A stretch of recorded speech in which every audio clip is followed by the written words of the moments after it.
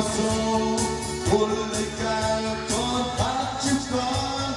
vui mừng con vui tốt hơn ngài xin dâng cha con vượt con ước ao luôn về từ cha cho đến mãi mãi vui trong tình yêu của ngài mãi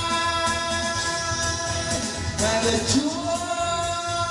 khắp các trên trần thế con nhân dân sẽ chúng con đàn kính khen ngài muôn đời cuộc đời con Chúa không ai trần thế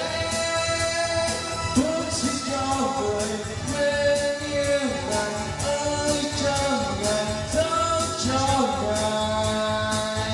muôn đời.